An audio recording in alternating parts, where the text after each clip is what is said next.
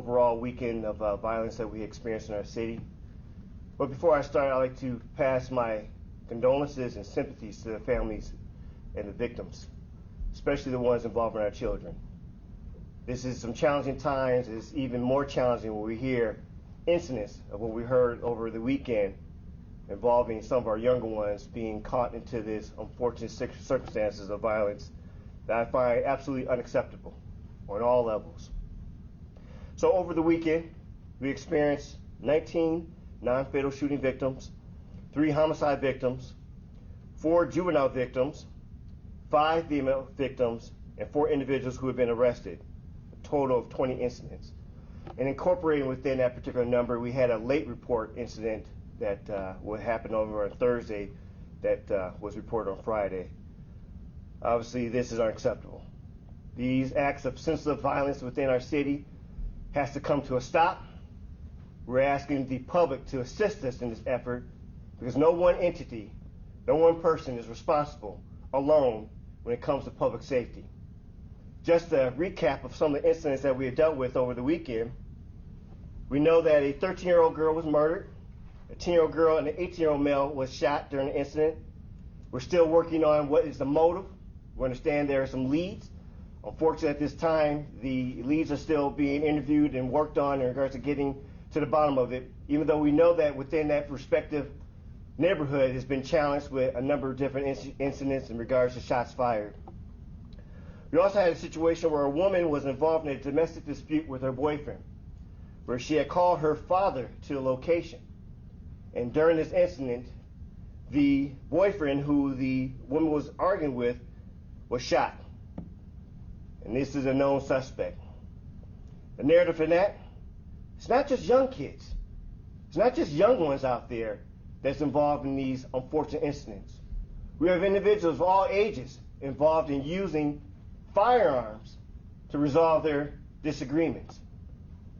We also have situations where individuals are handling firearms in a negligent manner. We had a situation where an individual had a firearm and while he's manipulating it, shot an individual next to him. Again, the common denominator, firearms. This is unacceptable. We have domestic violence situations going horribly wrong where during an argument, the living boyfriend shot and killed his living girlfriend.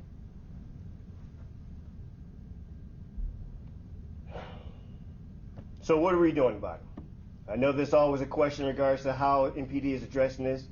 We understand our lift. We understand that it is important for us to be at the forefront, not in the back. But I will still say this, and I'm glad to have Director Holman here, because it's always important that I do not want to investigate one incident because something happened. We have to be in front of it from a prevention. We have to be in front of it in regards to how do we redirect the particular conflict that we're seeing in our neighborhoods. But I've added additional officers and detectives to the Homicide and Violent Crimes Unit. We have a public safety review, a holistic approach in regards to looking at those who are involved in violence, but also other disturbing behaviors such as reckless driving, where we are working with our partners. Again, I say that with the emphasis, working with our partners to address these issues. We talk about in regards to those who are not only using violence, but also recipient of violence, because we understand that it is on both ends of the spectrum there. We also have discussions with our partners, the FBI task force, the ATF, in regards to those who are straw purchasing, those who are attempting to buy firearms, but they're prohibited from having those firearms, because we go out and talk to them, because we want them to understand that MPD is watching. We're not just sitting on the sidelines. We also work in regards to, again, with our partners for the violence prevention, because we understand that they need the data, they need the information of where our hot spots are, where our challenges are, so that they can help assist in hopefully redirecting or giving other tools to our community. This morning I talked with to Mayor Johnson, my bad, in regards to how we can work more with our partnerships. Understand that the mayor's office does have a public safety plan that we are aligned with, and In fact, working on what's going to be the messaging and what's working with our partners. But as I said before, we cannot reduce this alone. We need the public. We need the assistance of those who see those carrying firearms to intervene. We need those who can step up and be that voice of reasoning, because we're seeing violence where it should not be at in our public. And I know it's always a trust issue that we have in here and talking about with the Milwaukee Police Department, our residents. Well, we have so many different platforms to have you work with us. Whether you want to address us by calling our non-emergency line or call the Criminal Investigation Bureau at 935-7360, or utilizing a platform of Crime Stoppers, where we have the app, P3 Tips app, or the phone number 414-224-TIPS. These are anonymous ways to be able to reach out to, again, be proactive for your own community. But again, I say this, help us help you. Let us be part of a collaboration and be able to have this impact for our public safety. At this time, I'd like to allow Director Holloman to come up and speak in regards to our concerted efforts for our community. Thank you, Chief Norman. On behalf of the City of Milwaukee Office of Violence Prevention, we also offer our deepest condolences and sympathies to the families who've lost loved ones as a result of senseless gun violence. We definitely work with the community and with our partners to make sure that we are addressing prevention, primary prevention, because that's an extremely important piece of this. The Chief already mentioned the need to address the access to guns, and so we need policymakers to step up in a greater way in terms of who has access and what they have access to. There are so many layers to reducing risk and increasing protective factors that the Office of Violence Prevention is working on with our both system and community partners.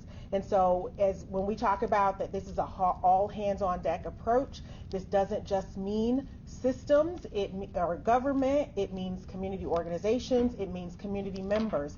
It means that we have to change the community perception, the community narrative, and the community norm about violence and what happens, what's considered okay when it comes to responding to conflict. And if someone is calling for a friend or a family member for assistance, who is the best person to call that won't then add additional violence or escalate the conflict?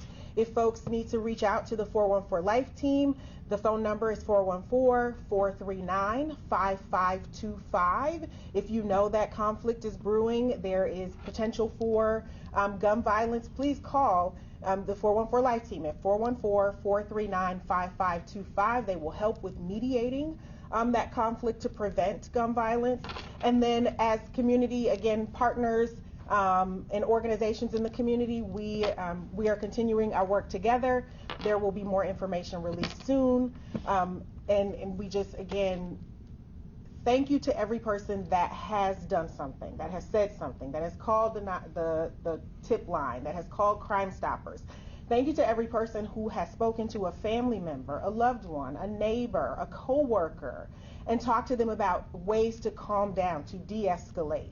But we need more people stepping up to do the same. And so we can't be at every place at one time. We cannot fund everything in the community. However, if each person in the community is taking their rightful place and keeping our community safe, that is where we're going to see the largest, the biggest, and most sustainable impact. Thank you. We'll take a few questions now. Starting, Hillary, go ahead. Good afternoon, Chief. Good afternoon. Regarding the 13-year-old killed, do you believe someone in that crowd was targeted, like that wasn't these children? So, to my understanding right now, we do not believe the children are being targeted. In fact, I would hate to see what can a 13-year-old or 10-year-old do to anyone to cause a violent reaction. We do have a couple of leads in regards to individuals who may be involved. Like I said, there's some challenging issues that happen in that particular neighborhood. But the big thing is, again, we're information driven. And I know that there were some challenges in regards to some very high emotions running at the time. But as calmer heads prevail, seeing justice for those young ones, seeing that we are not going to allow that behavior to go unchallenged in our neighborhoods, we all have a responsibility to step up. We know who we are doing these particular type of dangerous behaviors in our community. I'm asking, will they tell us? We don't want to see anything being reactionary, or we want to be able to use that energy for good justice, not your own justice. So this is a plea to the community, to those who are just as sickened and also upset. Reach out to us. I guarantee you, we will follow up and we will hold those accountable. My question's for Arnita, if you wouldn't mind coming up. Yes, sir. The Office of Violence Prevention just got a lot of money from the state, from the city, and ARPA dollars and whatnot, operating under its biggest budget since it was originated. Do you think the Office of Violence Prevention is actually preventing violence in our city, given that the crime rates are higher than they've ever been? Absolutely, violence is being prevented. Those are the stories that are not reported. And so I hold the media as responsible as community members who need to step up. The media needs to step up and also report the things that show that violence is prevented by programming for young people and young adults and families that helps to increase protective factors and reduce risk factors. And so that we've been doing for years, and we will continue to do, and we're able to do it at a larger scale, of course, with the ARPA funding that we've received. And just as a point of clarity, the ARPA funding we receive is being spent over a 5-year period, so it's being expended through 2026. Brett, back here. Chief, are you bracing for more violence as we head into the summer? And if so, what's being done to prevent or curb those numbers now? So continue working with our partnerships. In fact, having Director Holman up here speak about what the Office of Violence Prevention and some of our other partners, whether it's the Department of Human Health and Services, Credible Messengers, working with the Children's Center, anticipating that we're going to need more help. We understand that with the warmer weather that comes, even though we've seen unfortunate steady incidents of violence over the course of these past couple of years, no matter what weather was out there, but we did see an uptick that was, something very disturbing, especially in regards to that these incidents have almost a perplexing angle to it. You call your father to come and help mediate or basically kind of to attenuate a volatile situation, and a gun is used as the resolving factor. I always ask anyone, how can we address that? There's a point where we as a public have to say, yeah, Dad, I want you to buy, but can you keep the gun home? I just need to have witness here to be able to say, I don't need to be hit anymore, Pop. We have situations where we're using firearms as the resolving factor to conflict. Unacceptable on all levels. But we have to be in a community, do not get deadened by these particular acts and say that this is just normal place. This should never be common. And I want us to still, and that's why we're here today, to continue to talk about this ad nauseum, to be able to have that level of urgency that I feel, that we all should have felt. But yes, we're working.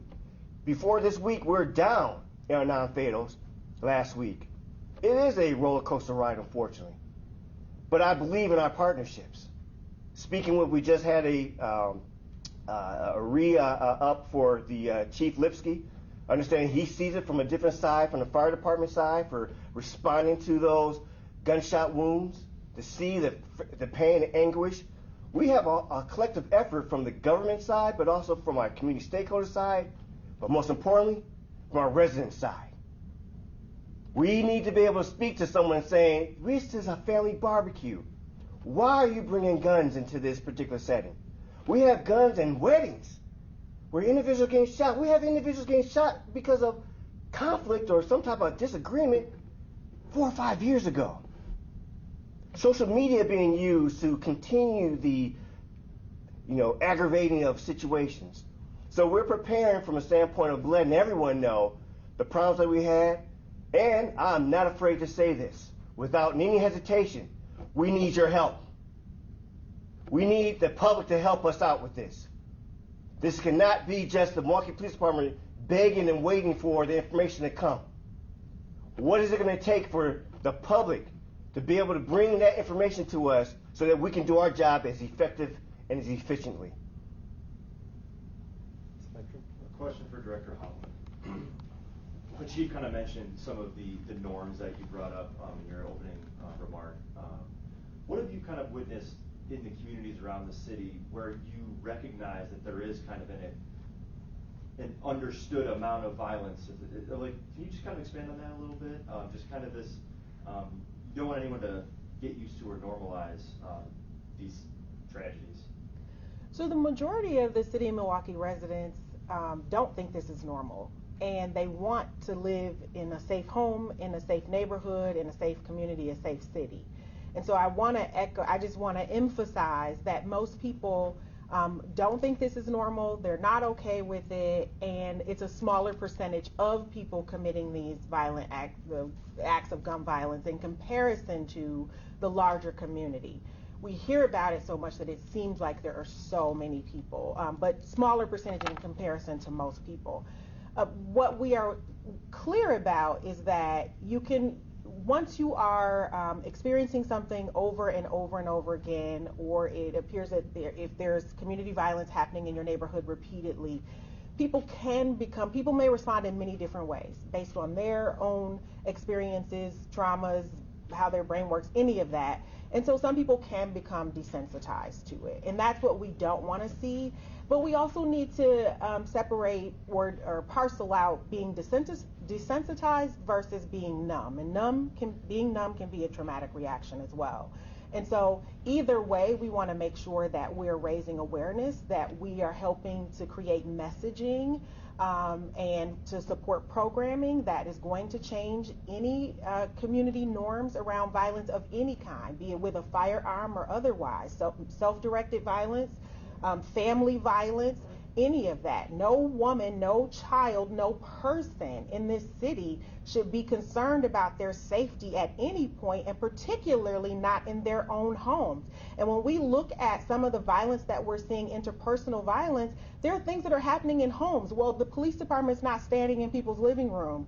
OVP is not, there's not a program that we funded that was there in that moment to jump in the way. And so it's about making sure that community members have the resources they need. They know that what resources that they can get, access to, but then also that they are a part of, having the conversation and really helping to change these norms. And the reality is that, light will always drive out darkness. And if you turn on the light, the darkness has to go. And that means each community member being a little more light every day in their families, wherever they are, where they see darkness. And this is what it takes. And we can't let that darkness make us lose hope, because there is hope. Even in dire situations, even in weekends after over 20 people have been shot, there is hope. And one of the places where we see some of that hope is the target area, 414 Life target area in Old North Milwaukee. That is a target area, primary area of outreach for 414 Life. And there, as far as I'm aware of at this moment, there was not a shooting in that target area. These are seeds of hope. And so we need to continue to support them and uplift them and make sure that community members know how to access them. Chief, what can you tell us about the moments that led up to the triple shooting that killed a 13-year-old girl? From what I understand, there's not much to report in regards to that. There was no prior incident going on in that particular residence, which is perplexing, because there is not a exact answer to how could that led up to the 3 being shot, 1 being a young one who lost her life, and along with another young one who was shot. So we're still looking at that. Again, that in the particular area, there has been some prior challenges of shots being fired, weapons being used in the indiscriminate manner. So we don't know if there's an attachment to that. We're looking into that. We do have some persons of interest that we're interviewing, but we're taking this very, very seriously, just as every situation that involves someone being harmed by violence seriously. But we're still looking into a lot of different angles and putting together the real story on that. It feels like this is a very strong message that you're trying to give to the public, but many people who are committing these shootings using gun violence might not be watching the news. How are you actively getting the message out into the community where people are using gun violence? And in the cases where it has been successful, why was it successful? What happened that made it successful to curb the violence? So obviously this is one platform to get the message out, but I've been to a lot of town halls, crime safety meetings. I was at an event the other day at El Bethel in regards to re-entry, celebrating those who've come back into our society, ready to do work for the behalf of the community. Using it as a platform to be able to engage those that we have not normally engaged and say, we need your help. You're in the community. Please use your own respective connections, urgency, love, to be able to reach out to those who you know had a potential of doing harm or maybe in the process of doing harm. We all have a role in public safety, and being that voice box for the Milwaukee Police Department, I'll go anywhere and talk about this. It's important for us to have these conversations on a daily. I know that the Office of Violence Prevention is doing their side. I'm doing my side in regards to that. We need to all be ambassadors for our community and to be reminders that we all need help in this work. So beyond just the broadcast or the social media, personally being involved, talking in any corner of this city, being a part of those conversations, not being talked about in those conversations, being in those conversations. And just like, Director Holman talked about, we see that there is activity going on out there. I believe in the work that they're doing. I believe in the work of a lot of our partners are doing. I believe in partnership. I understand that 26 years in this job, can't do it alone. The lift is too heavy. And we're seeing this, and please understand that this is not just the city of Milwaukee. We're seeing this from the East Coast to the West Coast, from north to south.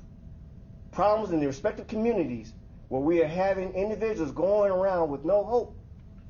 I'm asked all the time, what do I look like in regards to coming to 2022 as a leader of this agency? I say I look to this 2022 with hope, with optimism, but also with a sense of urgency, focused in being able to say, how can we work together in what we call this public safety effort?